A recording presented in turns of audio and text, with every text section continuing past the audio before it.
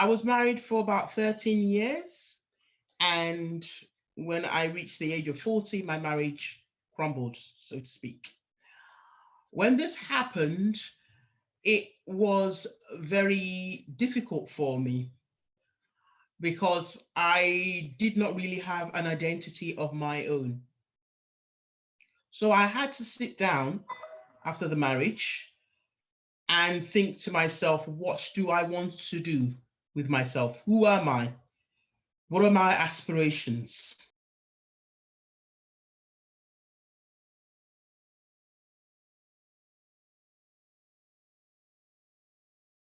Hi everyone, thank you for coming back to my channel. Thank you for clicking, thank you for subscribing, thank you for your comments, your suggestions and everything. And thank you for that special comment that says, Rediscovery does it for everybody. Thank you for your continuous support. We're back again today. We're still talking to my sister, Ronke, about rediscovery, your journey. Remember, I said, and I will always say, all things are passed away and all things are become new. You're a new person. Because you've gone through a journey does not define you. You're a new journey, you're in a new life.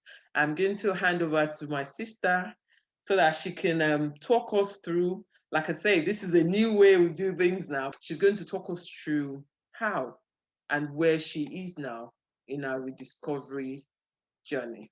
Over to you, Ronke. Good afternoon, everyone. Thank you for having me back, Sister Funke. It's always a joy to share what I went through and where I am presently. As you can see, I'm nice and bright now. It took me a while to get to where I am today.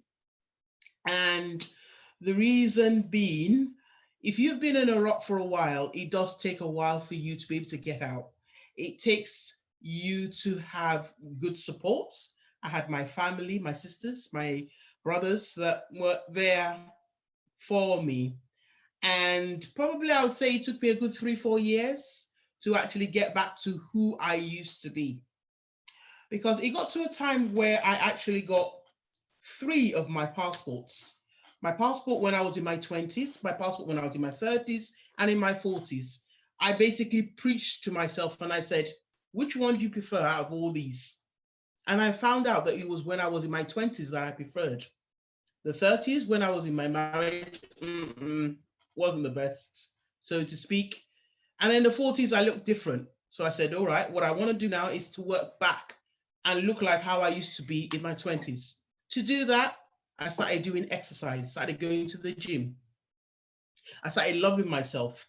To do that, I decided my skincare was going to change. I had a skincare routine for the morning and in the evening.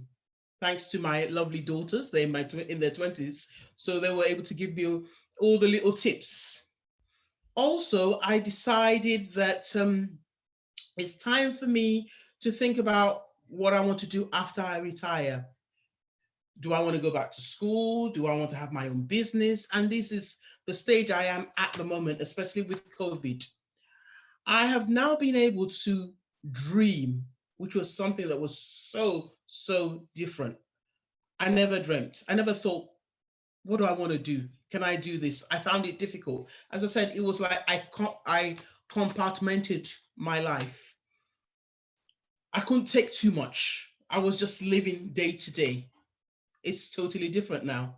I'm a changed woman. I dream sometimes. I think, wow, okay, you thought about that. That's what happens when you let go of old stuff. That's what happens when you don't burden yourself with unnecessary things.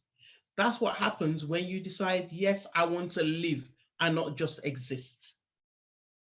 We can do it. It's in us. It's a choice that we make. Do you want to sit down and mope for the rest of your life that you were cheated on, that you were treated badly? Or do you want to drop that and say, you know what, I forgive you. That's life, and move on and go on to better things and new things. So it's a choice you make. You can't hold on to the past and think that the present will be better or the future will be better. No, it won't. All you just do is you just hang on to the past, get more resentful, get more bitter, and if you're not careful, diseases begin to set in. Because once you're sad, once you're sorrowful, your immune system goes down. I know we're not going to go scientific. We'll focus on what we're doing. So what I am doing presently now is basically trying to get myself healthier, trying to be a good parent, letting them know that there's so much to life. And it's very vital that we help others that are around us. It's very vital that we tell these truths, because most people just keep all these things to themselves. It's something that we need to share with each other. It's something that you might save a life. I would like to end this that if a relationship or a marriage is not working, especially if it's abusive physically or mentally, exit when you can, because you might just be saving your life. What can I say but to say thank you to my sister Ronke for, some things are quite deep to your heart, and when you have to share with others, it makes an impact. I want to say thank you to her.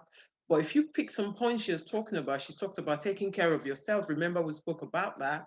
Doing things you love. Exercise, she said she started doing her makeup and the facial, she said. And also, where am I?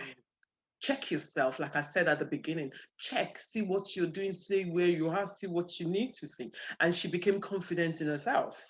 And then she said one important thing. She said, forgive. So what can I say but to say, Joshua 1:9 says it. Have I not commanded you? Be strong and of good courage. Do not be afraid, nor be dismayed. For the Lord your God is with you wherever you go. So I leave us with that. She said one crucial thing: forgive and start living.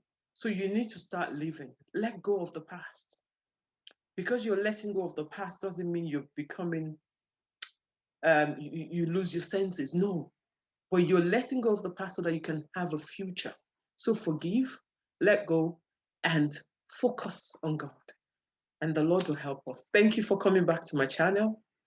Click subscribe, share, comment, and also click the icon bell so that when we release a new video, you'll be the first to know. Thank you. God bless you. Bye.